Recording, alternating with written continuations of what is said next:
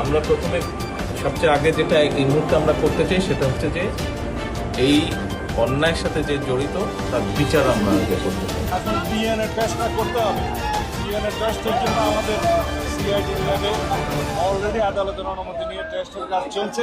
আসসালামু আলাইকুম ভিউয়ার্স, দেশ ও দেশের বাহির থেকে যারা আমার ভিডিওটি প্লে করেছেন জানাচ্ছি আন্তরিক শুভেচ্ছা ও অভিনন্দন। আশা করি সবাই ভালো আছেন, সুস্থ আছেন, আলহামদুলিল্লাহ। তো ভিউয়ার্স, রাজধানীর পল্লবীতে শিশু রামিসা হত্যাকাণ্ডকে কেন্দ্র করে পুরো বাংলাদেশে যেন এক তোলপাড় পরিস্থিতি তৈরি হয়েছে। গতকাল মাননীয় প্রধানমন্ত্রী তারেক রহমান সেখানে গিয়েছিলেন এবং রামিসার বাবা মার সঙ্গে কথা বলেন এবং তার বড় বোনের চিকিৎসার আশ্বাস দেন।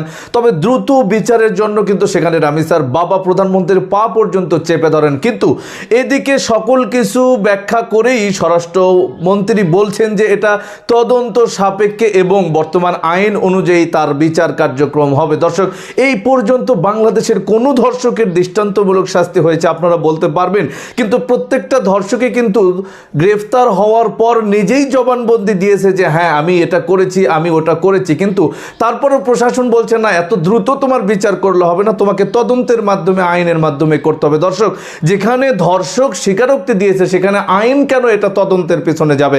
বিস্তারিত আমরা জানবো কি হচ্ছে রামিসার বিচারকে কেন্দ্র করে। সো ভিডিওতে যাওয়ার আগে ছোট রিকোয়েস্ট করবো, যারা চ্যানেলটি সাবস্ক্রাইব করেননি সকল আপডেট সবার আগে জানতে অবশ্যই চ্যানেলটি সাবস্ক্রাইব করে পাশে রাখবেন। দর্শক আসুন স্ক্রিনে। আমরা প্রথমে সবচেয়ে আগে যেটা এই মুহূর্তে আমরা করতে চাই সেটা হচ্ছে যে এই অন্যায়ের সাথে যে জড়িত তার বিচার আমরা আগে করতে চাই, তার বিচারের ব্যবস্থা আমরা আগে করতে চাই। এইটা আমরা আগে প্রথমে করতে চাই। আপনাদেরকে শক্ত থাকতে হবে, ধৈর্য ধরতে হবে, ওর দিকে তাকে শক্ত থাকতে হবে। এক সন্তান আল্লাহ নিয়ে গেছে, আরেক সন্তান আপনার কাছে আছে, ওর কথা মনে করে আপনাদের শক্ত থাকতে হবে, ওর দিকে তাকে। ঠিক আছে? আমি একটা গরিব দরিদ্র সন্তানের বাবা, অসহায় এক বাবা।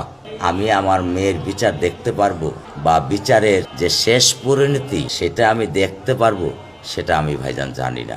আমি সমাজের কাছে সুষ্ঠু বিচার চাই। যদি হয়, এই কথাটা আমি আবারও বললাম, কারণ আমাদের সমাজ ব্যবস্থায় আপনারা সাংবাদিক, আপনারা কি সাগর রনি হত্যার বিচার করতে পেরেছেন? আপনারা কতশো তারিখ নিয়েছেন, আপনাদের সহকর্মী। আর এই জায়গায় তো আমার একটা ছোট্ট মাসুম বাচ্চা, আর আমি একটা গরিব দরিদ্র একটা সন্তানের বাবা। আমি একটা গরিব দরিদ্র সন্তানের বাবা, অসহায় এক বাবা। আমার আত্মনাদ সরকার পর্যন্ত যাবে আমি জানি না, তবে আমি তাদের কাছে স্যালুট করি। প্রত্যেকটা অফিসার, ডিবি বলেন, সিআইডি বলেন, পিবিআই বলেন, এই জায়গার স্থানীয় পুলিশ বলেন, ওনারা যে সহযোগিতা, যে সহমর্মিতা, তাদের যে আন্তরিকতা ওনারা দেখিয়েছেন, আমি তাদের কাছে কৃতজ্ঞ। আমাদের দেশের যে আইনের যে জটিলতা, সেই জটিলতা পেরিয়ে কবে নাগাদ আমি আমার মেয়ের বিচার দেখতে পারবো বা বিচারের যে শেষ পরিণতি সেটা আমি দেখতে পারবো, সেটা আমি ভাইজান জানি না। সেটা আপনারা জানেন, আমাদের দেশের সরকার জানে, আমাদের দেশে দামি দামি উকিলরা জানেন, কারণ তারা টাকার বিনিময়ে যে কোনো একজন মানুষকে তারা জামিন করিয়ে নিতে পারেন, তারা সেই ক্ষমতা তারা রাখেন। সেটা বাংলাদেশে আমার মতো একটা মূর্খ অজ্ঞ লোক, এটা আমি বুঝি। আর যারা আপনারা বিশ্ববিদ্যালয় থেকে লেখাপড়া করা শিক্ষিত মানুষ, নিশ্চয়ই আপনারা আমার থেকে অনেক ভালো বুঝবেন, অনেক ভালো আপনারা ডিজার্ভ করেন।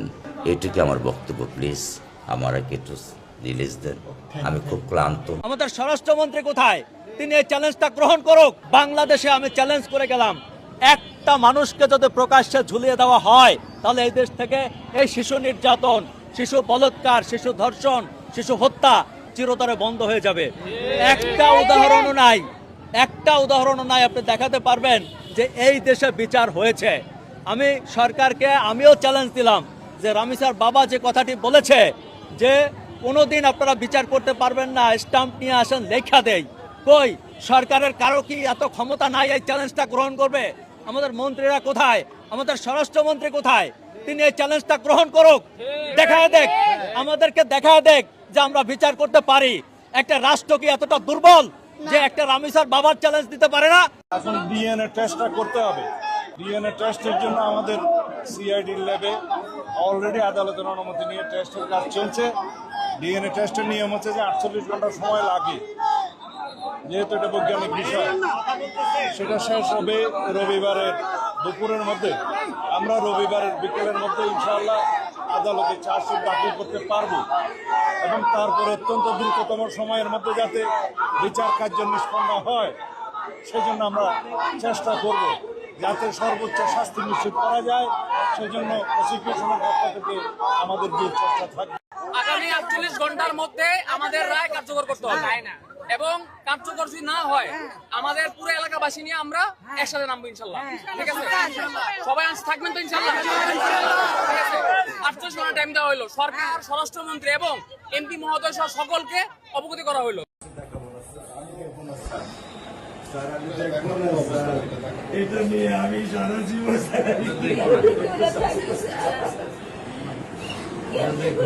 আমি কি করে দেবেন সারা জীবনে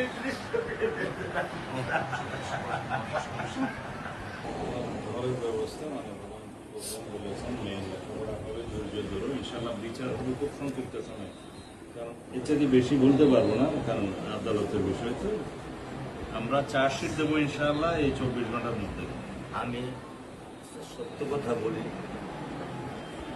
আমার 55 বছর বয়সে আমি এত দ্রুত, এত সুন্দর, এত সুচারুভাবে আমি কখনো দেখিনি। এটা আমি বুঝতে মিথ্যা পারছি। বলছি না, এটা তো বুঝতে এটা পারছি। আমি বুঝতে পারছি স্যার। এটা আমি বুঝতে পারছি। প্রধানমন্ত্রী চলে আসছেন, এটা আমার সৌভাগ্য। আমি সত্যিকার ভাবে স্যার আমি বলি, আমি এটা স্যার প্রত্যাশা করিনি যে আপনার মতো মানুষ আমার এই 10,000 টাকার একটা প্ল্যানে স্যার আপনি পা রাখবেন। কিন্তু এই বিশ্বাস ছিল যে আপনি 8-10 জন না, যে মানুষ ট্রাফিক সিগন্যালে দাঁড়িয়ে থাকে, নিয়ম মেনে চলে। দর্শক, স্ক্রিনে আমরা সে সম্পর্কে বিস্তারিত জানাম। এই বিষয়ে আপনাদের মতামত কমেন্টে জানান। কেউ ভিডিওটি স্কিপ করবেন না। প্রধানমন্ত্রী রামিসার বড় বোনের তদারকির দায়ভার গ্রহণ করলেও তার পরিবারের যে ক্ষত আঘাত, এটার কিন্তু মূলতই প্রতিদান হলো এই ধর্ষকের দৃষ্টান্তমূলক বিচার।